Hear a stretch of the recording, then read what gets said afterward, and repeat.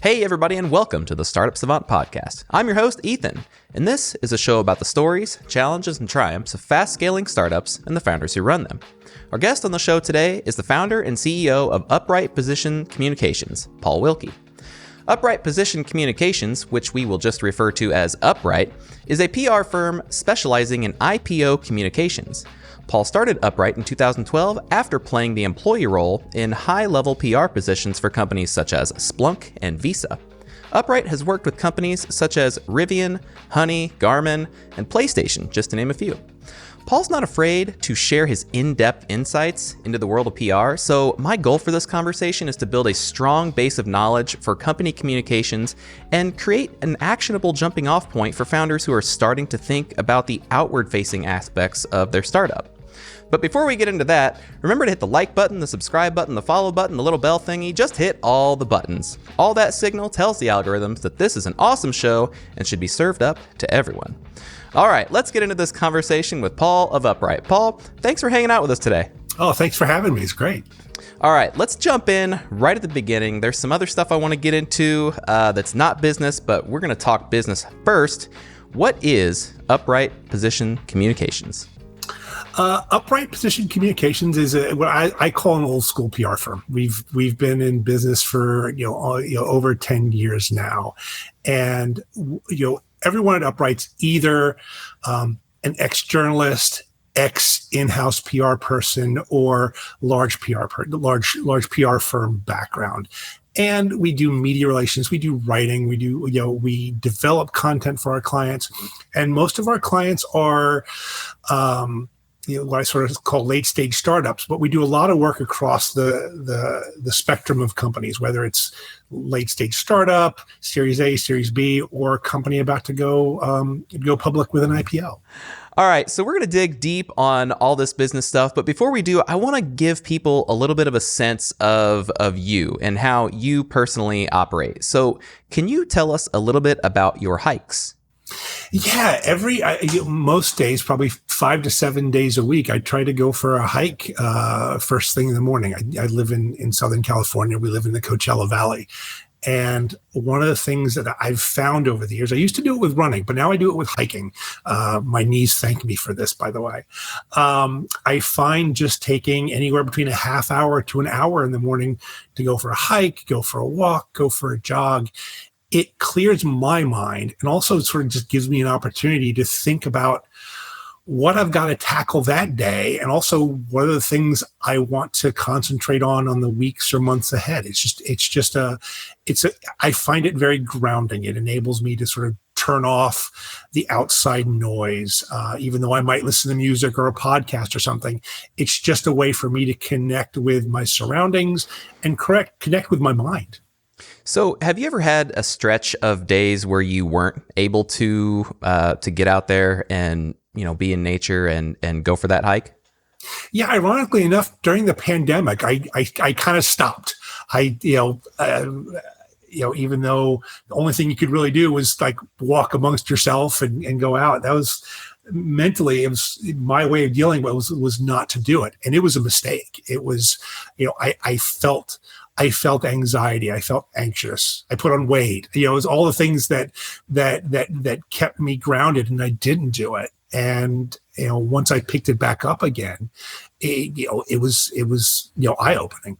So let me ask you a kind of an in-depth question. Do you get up really early to go on these hikes and get them done before the kind of like quote unquote work day or rather work time for everybody else starts, or do you wake up at more the normal time and allow this process to kind of to exist in the beginning stages of what everybody else's timeline of their day looks like? Fortunately, I'm an early riser. I get up early, and like you said, I get up before. I try to get up before our clients start working, our team starts working. We have folks on the East Coast, so that's not always easy to do. But I wake up at like 5:30, and very often I'll read the news or just sort of you sit quietly or watch TV or something until sunrise or till it's light out, and then I could actually go out. But I do find that if I get a late start, I feel like I'm playing catch up all day. But if I get out early, get started early, I feel like I'm ahead of the game. All right, thanks for indulging me on those depth of details. Let's jump back into Upright. What differentiates Upright from other PR agencies? I think it's our ability to kick the tires. One of the things that's quite common in the PR industry. PR people are people pleasers. It's our nature. Our client says, "Can we do something where it's like how high? Jump how high?" That type of thing. We try to. We're fixers at heart. So one of the things that took me a lot of time to realize is you can be a people pleaser, but you can also say no. You can say this isn't going to work out, or something along those lines. If a client says to me, we want to do a press release on this, my instinct now versus 20 years ago is, why are we doing this? Kick the tires of it. Why do you think this is a great idea? Press releases on their own aren't a great strategy. They're not a strategy at all. So let's step back and say, okay, let's think strategically about this. And we try to do that with everything we do. I feel like we're as much writers and content developers as we are counselors. We provide counsel to our clients. We provide therapy sometimes. One of the things that I learned working in-house is when you work in-house for a company that is focused on a certain area like tech or sort of B2B stuff, you're surrounded by people that don't speak your language. They're not communications people. They're not PR people. They're developers. They're tech folks. They're people that accountants. You working around surrounded by people that don't speak your language. So when you work with a PR firm, an external PR firm, they speak your language. They understand what you're talking about. They understand what you're trying to achieve. I experienced that firsthand when I was a client, and I appreciated the agency that I had, that I could riff with them. I could say, well, is this a good idea? Is this a bad idea? The CEO says they want to do this. I'm not sure it's the right thing to do. That's invaluable to a client. So what do you feel like gives you the license to kind of push back on things like that? If this is the thing that differentiates you between other PR firms, that means that some of these other PR firms aren't doing this, and therefore they don't feel like they have the kind of, permission or agency to offer that pushback and let's take a step back. What do you feel like gives you license to do that? Well, I think it's time and experience, but there's a power dynamic between client and agency, and the challenge is always finding that balance. And I think what gives us the agency to do it is we're picky about the clients we choose. Any PR firm can do what we do, and we can do what any other PR firm does in terms of experience, media access, writing. We all PR people can write. It's with what we went to school for, what we train for.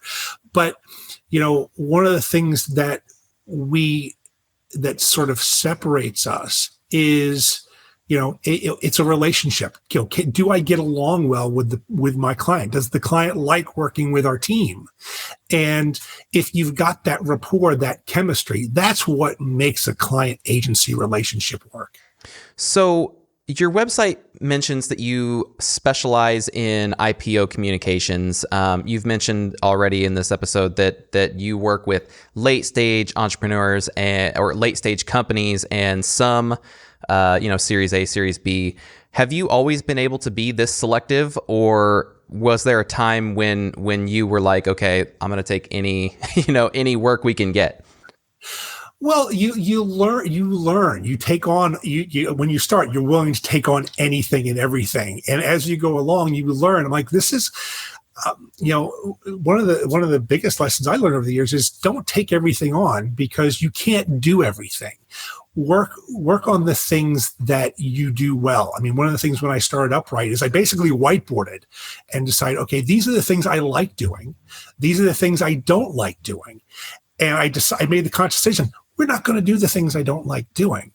And with that, it creates an environment and an ability to do the things you do very well. One of the things I say, very often we'll have like new business calls with potential clients, and they say, "Well, you guys do IPO PR, but we're not even close to going public. Why should I work with you, or why do you want to work with us?" And I explain to them that IPO communications is unique in the fact, well, not unique, but it's a specialty in the fact that when a company's going public, they're talking to reporters and editors and publications they've never talked to before, because it's so financially driven, it's so business driven. So not only do you have to explain to a reporter what the company does, you also have to explain the whole space they operate in many cases. And with that's a transferable skill to a startup or a company on the rise. You have to put into context what the company does in sort of the greater form of what problem they solve or what they do and how they do it. So I think this is something that translates to a lot of early stage companies, especially those that are working B2B or definitely the kind of agency model. I think that if some sort of work comes along or some sort of potential client comes along, and there's maybe a 50% good match or a 60% good match, I think especially for these early stage folks who maybe don't have a whole lot of revenue coming in, there's kind of this fear of, if I don't take this business, then I'm kind of like creating a hole for myself. As opposed to saying, if I don't take this business, that means I have that much more time to find the right partner, the right clients to fill that hole that was created by not taking this business. Do you feel like there's any sort of mindset or process that people can go through to kind of push past that fear and to take work that makes more sense for them, as opposed to taking work for work's sake?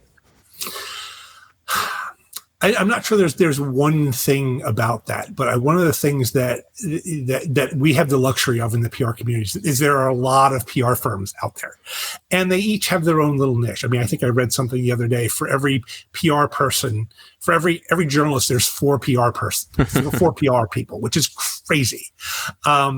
But one of the great things about our industry is we're all fairly interconnected. We've worked with each other over the years, and we talk. So if, for example, there's a piece of business out there, that 5 agencies are either pitching for or fighting for, we'll talk back channel. We'll be like, okay, so what are your observations, and what do you think? Or, what, this isn't quite right for us, or maybe we'll team together and put 2 agencies together to work on something.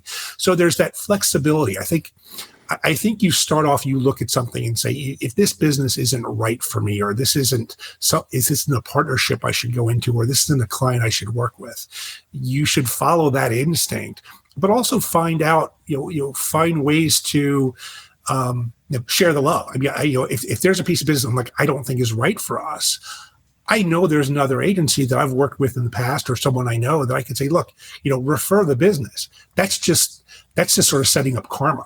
And that's served, I think, people we've worked with well, and I think it's served us well. All right. So speaking of getting new customers, I know that there's a fun story around this. Can you tell us how Upright got its first customer? Yeah, back when I started Upright, it was literally a one-man band. It was just me. So, I talked earlier on about sort of whiteboarding. These are the things I like doing. These are the things I don't like doing. This is what Upright is going to be. And one of the things at the core of it was IPO communications. I'd worked on Splunk's IPO. I had worked on Visa's IPO. And I knew I loved doing that. So I sort of put that at the core of what Upright does. So once I decided that, I basically went on to TweetDeck, which, before the Elon Musk era of Twitter, it was a great app for sort of filtering content. So I did a search, sort of a filtered search that would come up anytime someone typed IPO PR or IPO communications. I would see it. So I set that up like day one of Upright's existence. And maybe an hour, less than an hour later, something came through, and it was someone sort of tweeting, anybody out there know anything about IPO PR?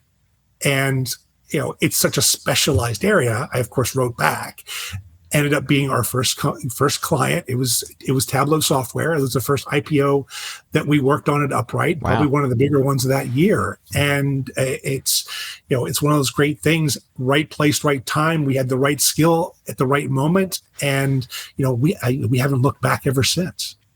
I call that manufactured serendipity. It's I love that. You That's can a call great it way you of can putting call it. it luck, but you were taking the actions to increase your surface area of luck. So right place, right time. That's an awesome Exactly. story. Thank you. All right, let's jump into kind of PR and the philosophies of the craft of PR. So to start off with that, I want to get your definition of PR. Everyone's got their own definition, sort of promoting your business, promoting your cause. The simplest definition that I always provide is PR is not about you. And by you, I mean the person trying to do PR. It's about what you're working on and how you can help others, or what you're doing in the larger space. I call sort of hyperbolic PR I call it chest thumpy. It's very chest thumpy PR, which never works well. It's never sat well with me. It's like, oh, how great we are. This is how awesome we are. We're doing this because we're great. Journalists don't care about that. People sort of reading about you don't care about. They want to know about how you can help them, what it means in the context of something larger. And that's something that gets lost a lot with companies that are on the rise or companies that are very successful. They forget that it's not about you. Yeah, so I think you moved right into my next topic here, and that was that you had a quote that's I split PR into two different categories. The first is it's about me, and the second is it's about you. Is that kind of what you're talking about here? Yeah, and that's the heart of it. And you can make PR about me. Throwing me and you interchangeably doesn't always work, but getting that fuel mix right is how much do you talk about what you do, how you do it, why you do it, who you do it for, versus how much you talk about yourself. And each company's different. Certain companies can do a lot of that chest thumpy stuff. But at the end of the day, it's like understanding what your audience needs is really, really what drives the kind of PR that you do, and that's important. And you don't see too many PR success stories when it's just the chest thumpy stuff. So would this be like and it's about me is kind of like hey, we are company X and we do. We make super cool cars and come buy our super cool cars. And maybe it's about you would be more like, hey, we're company X and we know you want this kind of car, so we built you this kind of car. This is how it's going to fit into your life. Is that kind of maybe an example, or am I offbeat a little bit? No, that's part of it. And I think the former, when it's about me PR, is when you talk about this is why we're great. This is the award we won. This is why me CEO is awesome. And when it's done poorly, PR doesn't do what you want it to do. It doesn't engage the audience. It doesn't motivate someone to test drive the car or try the product or understand what they do. You look at so many companies that have come out of Silicon Valley or the tech world over the years. You look at their website and you read the website and you're like, I don't know what the hell these people do. I always joke about, sort of anytime there's a company that starts like blah, blah, blah, SaaS in the cloud, blah, blah, blah. But,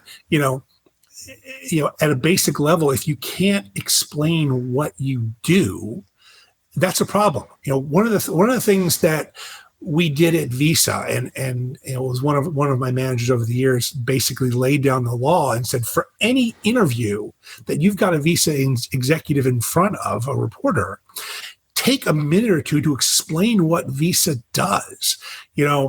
This is a company where the majority of the world has a Visa logo in their wallet. And we explained to a reporter, Visa isn't the company that issues your credit card. Visa isn't the company that sends you your credit card bill. Those are the banks. Visa is really the payments network.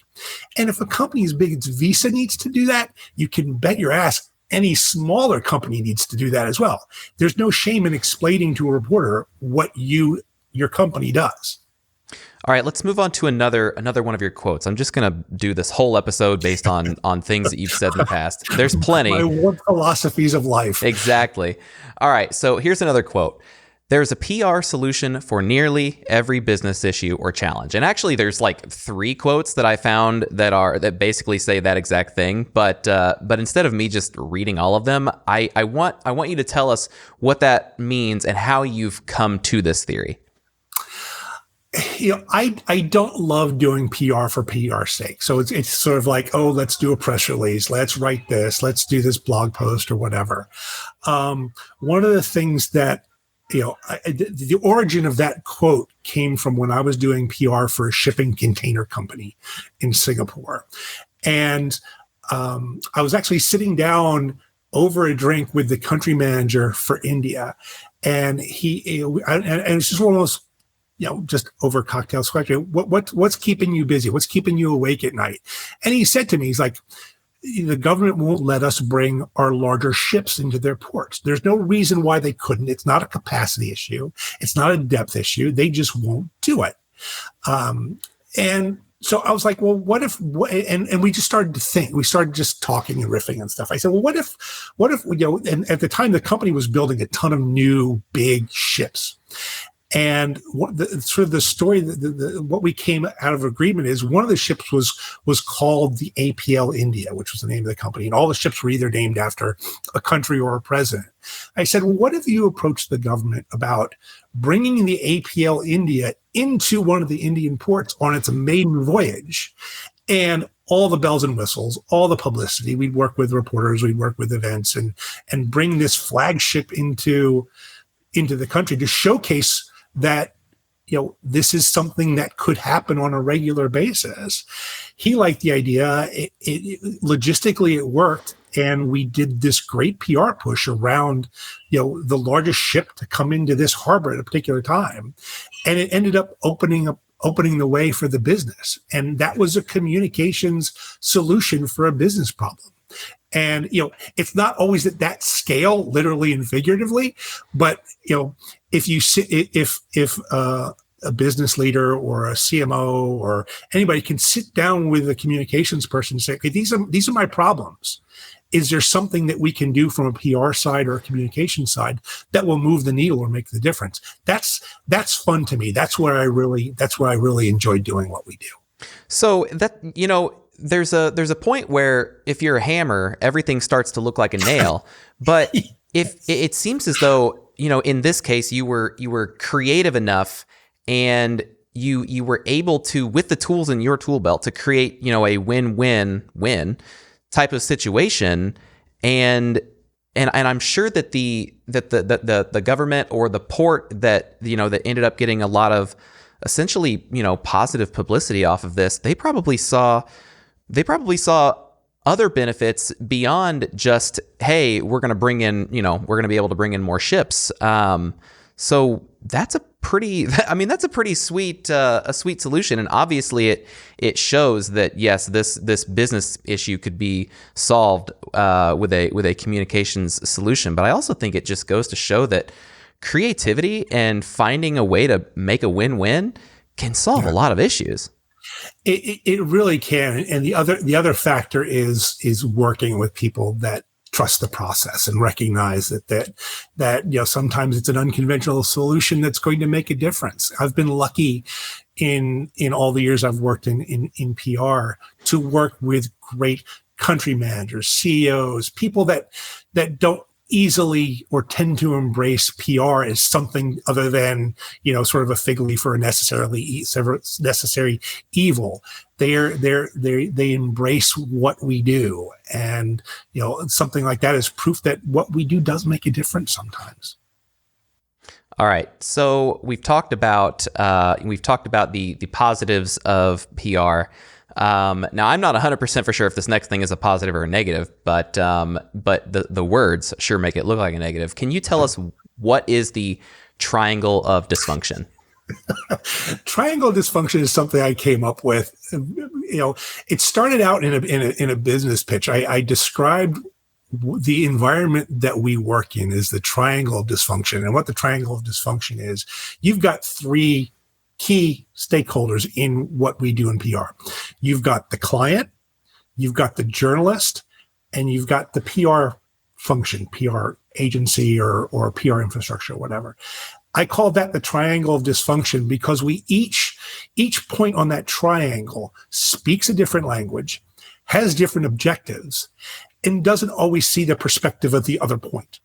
And when I started Upright and when I started talking about this, I recognized I'm trying to smooth the edges of this triangle. That's what I'm trying to do. I'm trying to make the journalists understand what the client is doing. I'm trying to get the client to understand that what we're trying to do to connect them with the journalist works.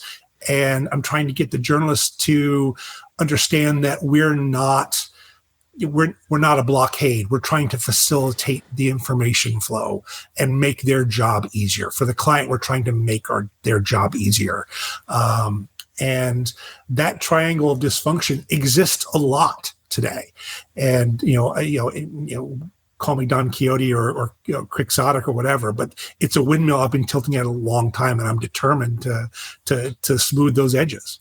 What created this issue? I mean, it seems like, if this dysfunction didn't exist, maybe, the job of PR wouldn't even need to be there, that the businesses could just send, whatever information over to the journalists, and the journalists could print it, and, they've created news, and the business has gotten coverage, and everyone would be happy. So, but clearly that's not the case. And, PR folks have been able to, obviously you said there's four PR people for every one journalist. So, so clearly this is a necessity, but what's created this dysfunction between, the businesses and the journalists? Is it just that they speak different languages?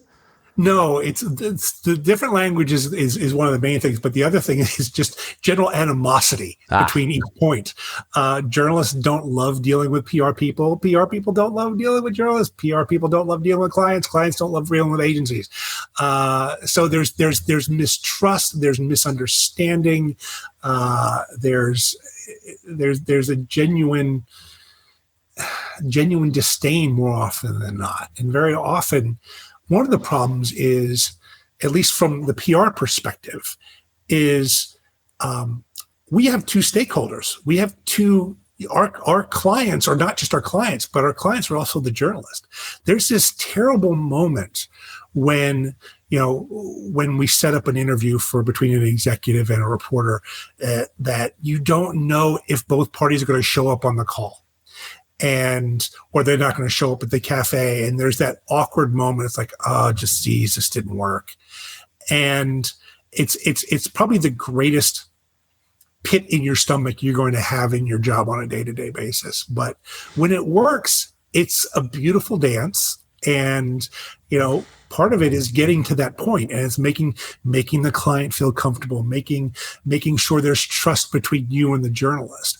One of the things that we do best, I think, is I try to make sure that we're very selective, very careful who we reach out to. If we've got a story idea for a reporter, I'm not going to send it to every reporter in the world. I'm going to send it to the ones I think it's relevant to, because I want that reporter down the road to open my email when they see it, or answer the call when I call them. Because if I send them garbage, it's the Chicken Little effect. It's like the sky's falling. I'm not going to respond to this guy. So that's sort of it's animosity, fear, distrust, different language. Those are all key components of the triangle of dysfunction. All right, I'm loving this because you're basically doing my job for me. We've pretty clearly defined the problem here and why PR is, it exists and it's not easy.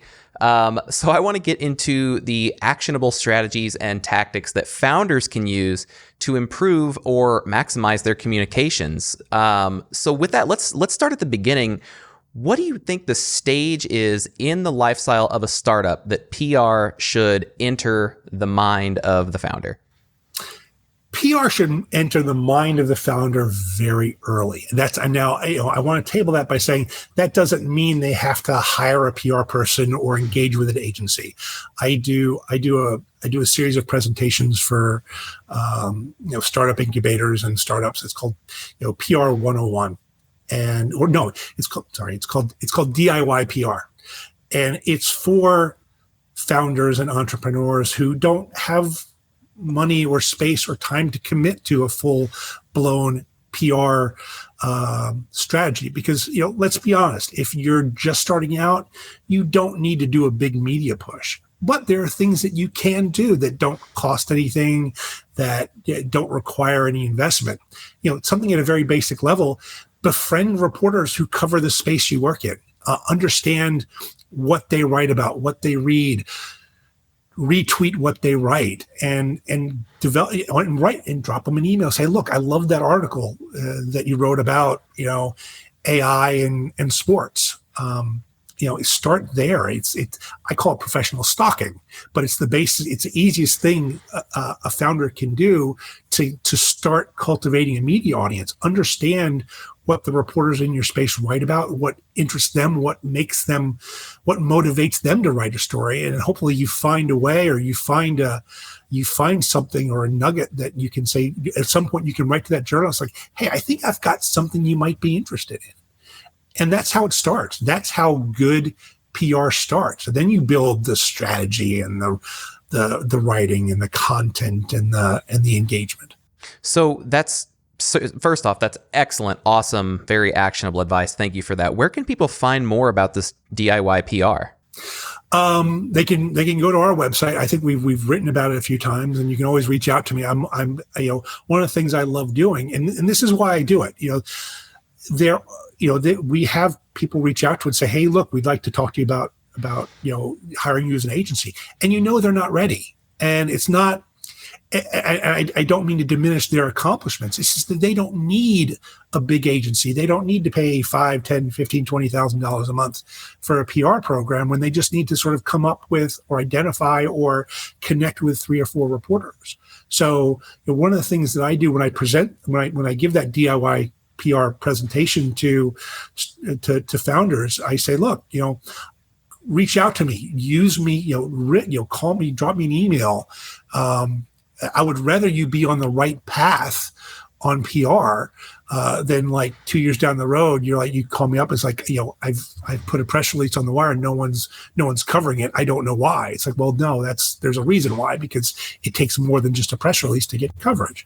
But it's as simple as reaching out and say, look, I'd love some guidance. Doesn't cost anything. So I think there is a big, discussion around doing this internally or using an agency, and we're going to get into that in just a second. So, but let's not put the cart before the horse. Let's talk about early stage entrepreneurs. They've started this business. I guess I'll give you. We're looking. The question I'm going to ask is, how can this entrepreneur build an effective PR strategy? So let me give you kind of maybe an example of the founder that we're kind of going to play the role of here. So Let's say I'm the founder of a SaaS company. We've got a product, we've got a few customers, but we haven't really found product market fit yet. How should I, as the founder of that company, be thinking about PR and communications? I think the biggest thing is, can you effectively and shortly and succinctly answer what problem you solve? If you can answer that question in a way that's unique, interesting, that's the foundation for everything you do. That's the foundation for your messaging. That's the foundation for your media outreach. If you solve a problem that no one else is solving, but it's a problem that reporters write about, find out who's writing about them, and then figure out how to connect with them. If you can talk about it from that perspective, that's the start. And the next thing is, do you have practical real life examples of why your problem, your ability to solve the problem works? It's hard for a founder or someone who just started a startup, to connect with reporters if they don't have a case study. So you really have to have that, or you have to have a practical example or something that you can hold, and something you can hold and you can show to them and say, this is what I invented. This is why it works, and I'm going to show you why it works. If you don't have that, you have to kind of keep going back to the drawing board. But identifying and talking about the problem is really the first step. So that's this case study, this what problem do I solve? That's a really, it's kind of square one. And that's actually a question that we ask in most of our interviews is right after we say, hey, what is your company? The question that we ask next is, what is the problem that you solve? And you can tell when people kind of have to either think about it or their answer is kind of not necessarily long-winded, but just not succinct, not totally buttoned up. And I think that if you can't answer that question, then that's kind of the only thing that you should focus on. Yeah, and interesting. I was just talking to someone, and she said this to me the other day, and I wish I had come up with it. She said, "You never read an 8-sentence quote in a Wall Street Journal article," and that sums up exactly what we try to do with PR. Recognizing that if you're going to get in the Wall Street Journal or the New York Times, you're only going to get 20 words, and they're going to build the story around that. So if you can't say what you do, talk about what you do succinctly and tightly in a messaging in a way that's going to connect with an audience, it's going to be hard. And I think that kind of feels to me like maybe a stand-in for that product market fit. If you are very sure what problem it is you're solving, and that is resonating with people that are willing to pay for that solution, then it sounds like you kind of have product market fit. So let's then take our example of this SaaS company, and let's assume that we can answer that question specifically, what the problem is that we're solving. Let's assume we are that company. We don't have that case study. We just hit product market fit. So then let's move on to the question of, do we go internal or do we use an agency? And is there a process or series of questions that can help us answer that question for ourselves? The one I use is, is your staff overwhelmed? Do you feel like you've got enough to tell that you need someone to sort of coordinate, your external story? And you'll kind of know that because, you'll start getting some proactive interest. People will start reaching out to you. One of the great things is sort of understanding that tipping point. And it's different with every company, different with every organization. But if you find, and one of the things, it's hard for that lone person in a company to spin the plates that is PR. And if you find that person is not able to react as rapidly as you'd like them to, or if it's taking away from their day job, then it's time to look into a PR infrastructure.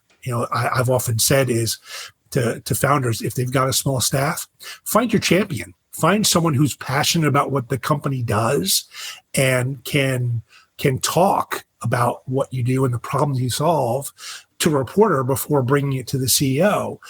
That's a great way to start. That may be your internal PR person, and then you just kind of grow from there. It's just putting the building blocks down and laying the foundation. Should that internal PR person, should that champion be the CEO, or should it specifically not be the CEO? It depends on the CEO. Some CEOs like being their own PR person. I tend to advise against it because it gives you a little bit of control. And one of the things I love doing with companies, especially ones that grow, is showcasing your bench strength. If you've got a CEO, he can talk about the vision. He can talk about the big things. But then if you've got a co-founder or a CTO or a CPO that can talk about the issues or the product or something else at a more granular level, it's a great divide and conquer, and it shows the company in a great light. All right, so then let's assume we're that company again. We have decided that we need to hire an agency. We have some folks on the team who might be able to do it, but they're busy. They're working on other things. So we're going to go out and hire a PR agency. How do I go about looking for not just a PR agency, but the correct PR agency, the one that is most suited for me, my company, and is going to best help us achieve our goals? I think it's a couple things. One, do they have the chops to help you? Do they have the experience? Have they worked in your industry space, and do they have results? That's not necessarily a sure thing, because if you're in an emerging space where 5 years ago, tried to find a PR firm that did crypto. No one, there weren't that many out there, if any. So you have to take a bit of a leap of faith if you're in a sort of a new business area. But you can tell if they've gotten coverage. Ask them if they've gotten coverage in the publications that matter to you. If TechCrunch is your holy grail, say, hey, who have you gotten into TechCrunch? If Wall Street Journal is your North Star, tell us, give us an example. That's a good way of doing it. But I think equally important, do you like the people? Can you work with them? Is there a fit there? That's in many cases more important than the other. If they're good at what they do, and if they haven't gotten a story in TechCrunch before, that's a transferable skill if they've gotten one in Business Insider or a trade publication down the road, because that's just establishing great relationships. But it's that, can I work with them? Do I want to work with them? Can I sit on a call with them once a week? Can I exchange email? Do they understand what I do? Do I understand what they do?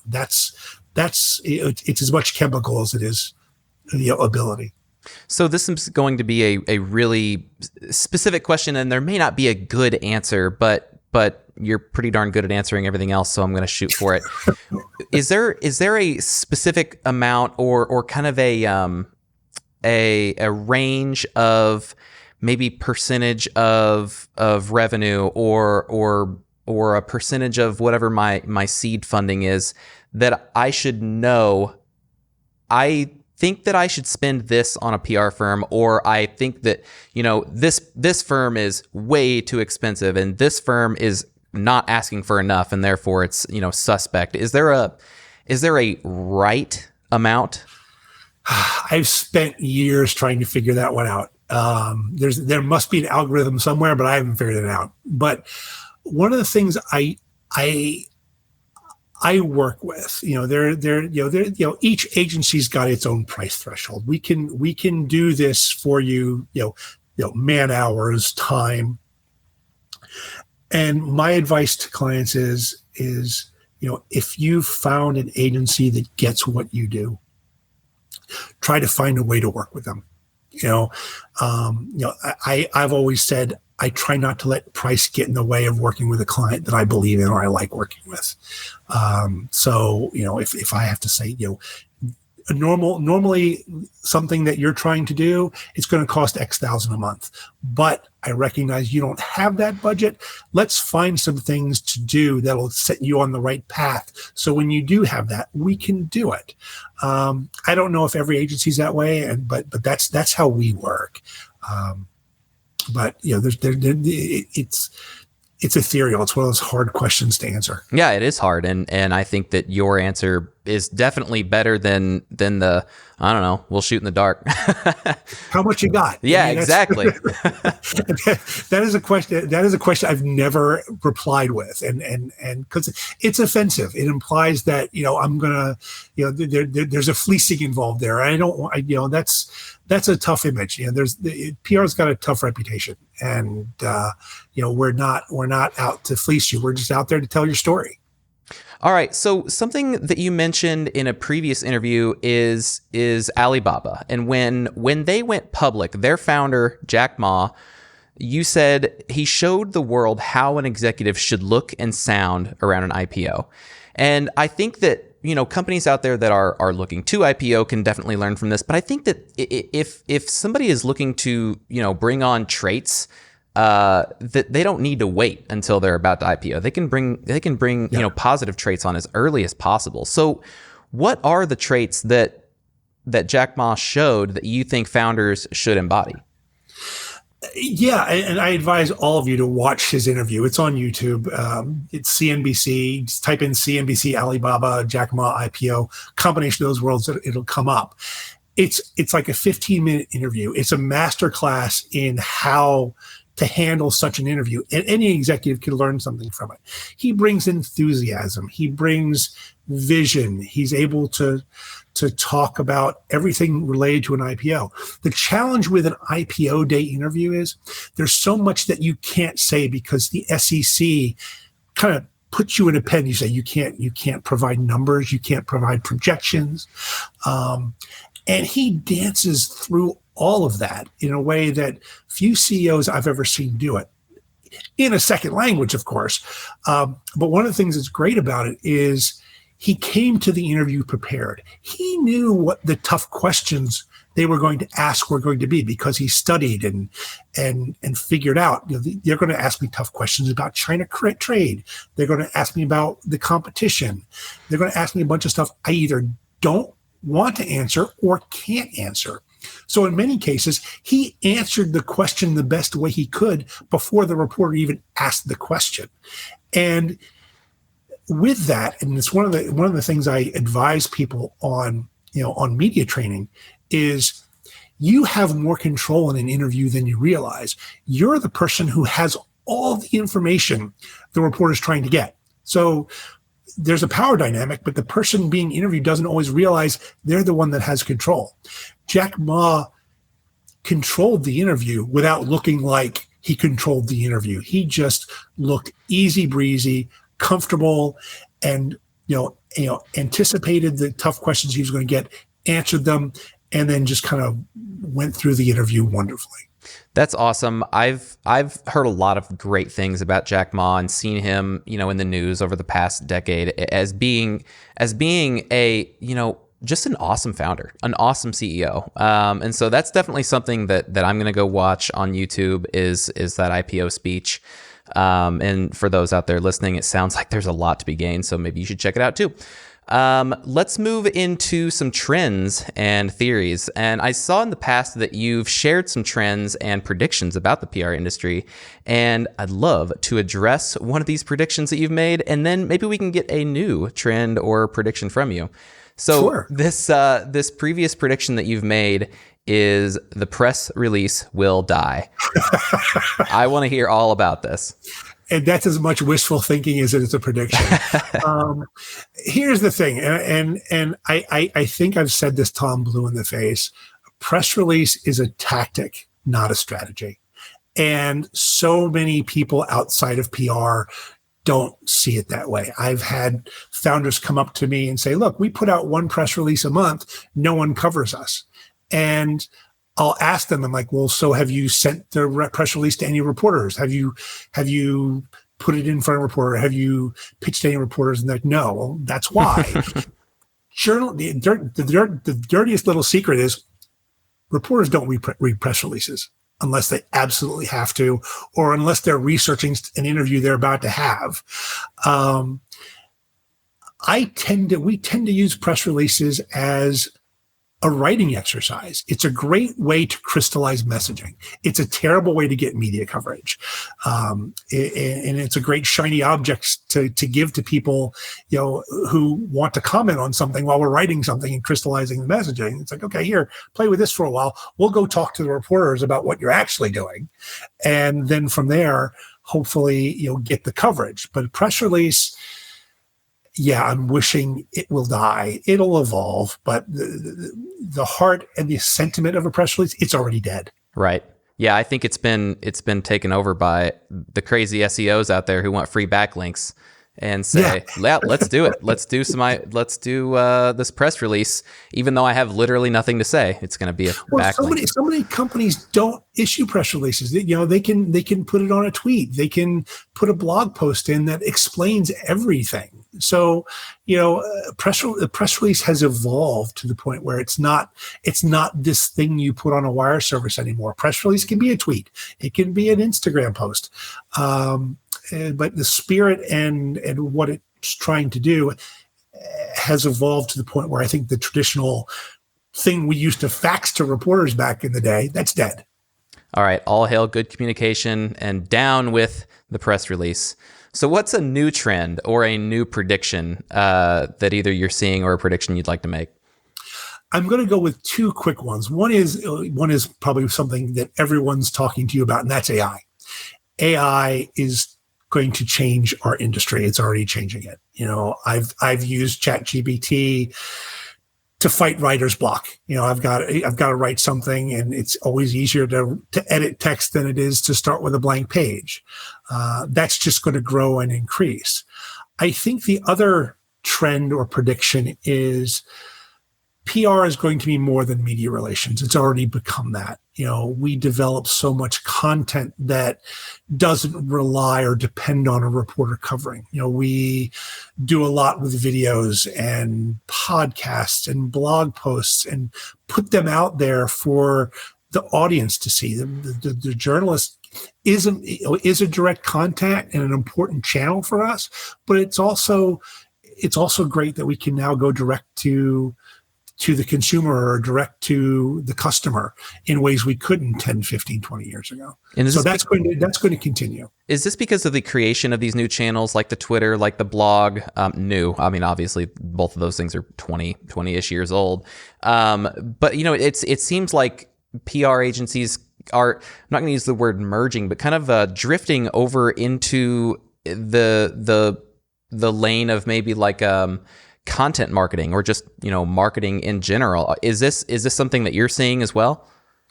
Oh, absolutely. The line is so blurred. I think you've got PR there's a spectrum of marketing and PR firms. Some are more PR centric, some are more marketing centric, some are more content dev. And I think we've shifted. We were pure media relations PR 5 years ago. But we've moved to the center of the spectrum where we do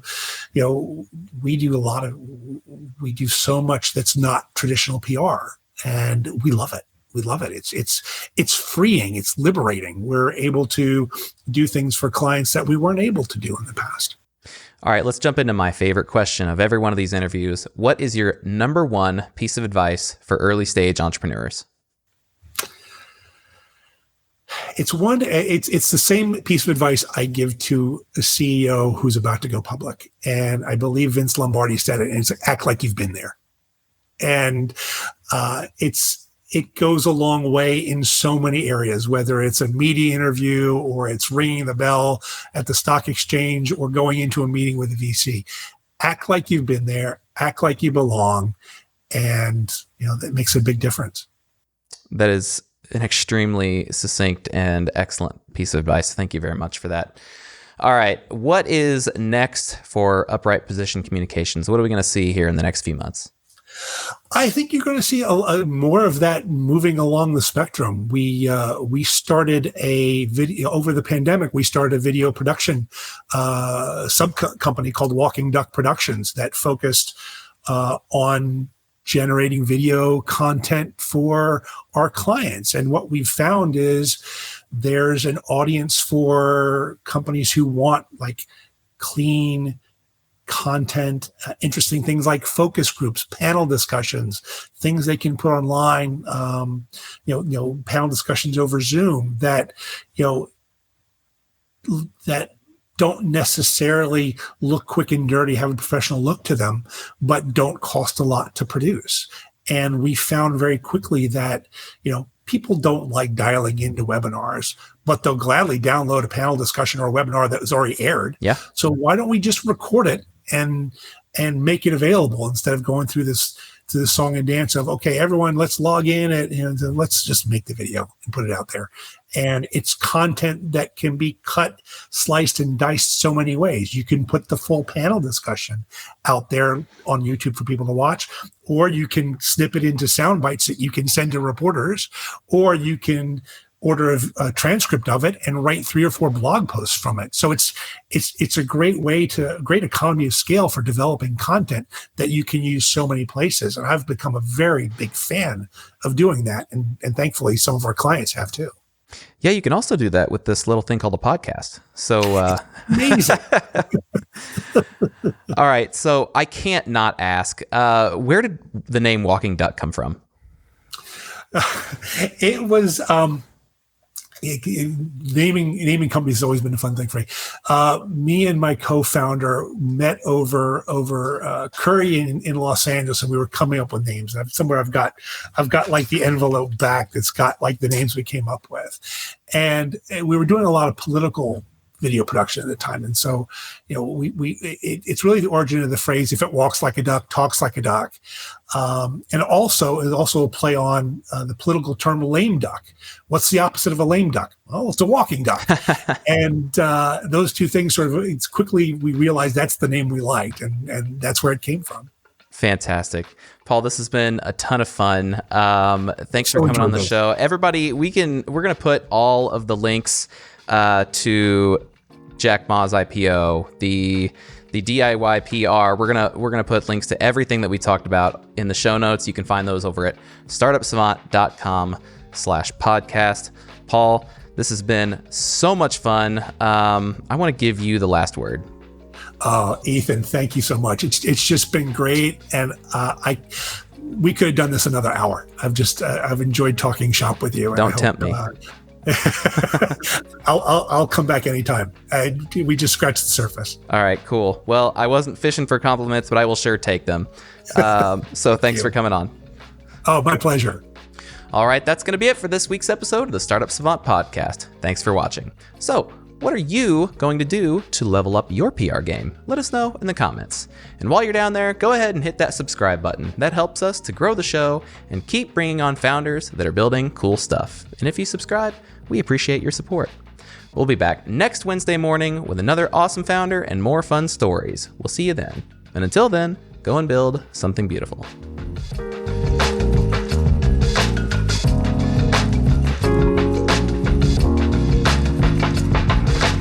The Startup Savant podcast is produced by Truick.